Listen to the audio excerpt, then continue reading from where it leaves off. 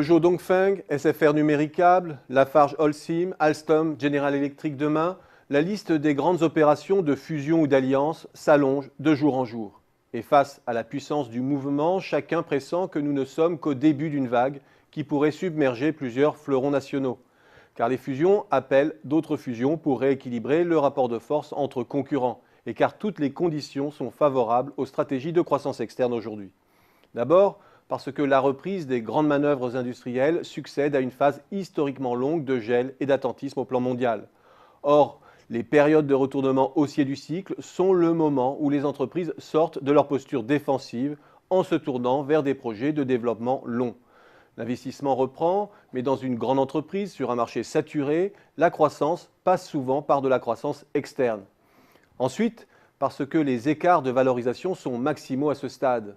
C'est l'occasion pour les entreprises en position de force de renforcer leur pouvoir de marché et leur portefeuille de brevets.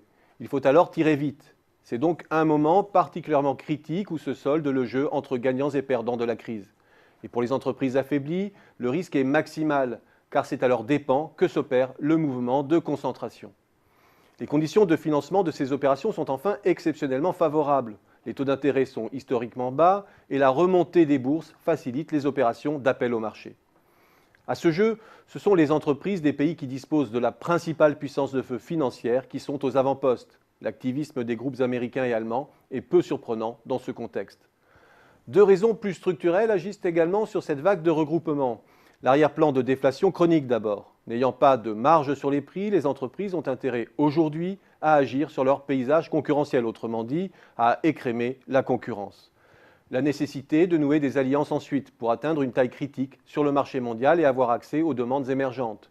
La meilleure issue pour des groupes de taille intermédiaire est encore de s'allier à un partenaire intra- ou extra-européen qui offre des complémentarités en termes de puissance financière, industrielle, une ouverture à de vastes marchés et de véritables perspectives de développement en contrepartie de leur apport technologique. L'émoi qui entoure ces opérations en France n'est pas infondé, on le voit, car dans cette offensive, les grandes entreprises françaises, affaiblies par la crise, souffrent aussi d'un handicap de taille. Et c'est bien sur la défensive que se joue aujourd'hui la partie pour la majorité des champions nationaux.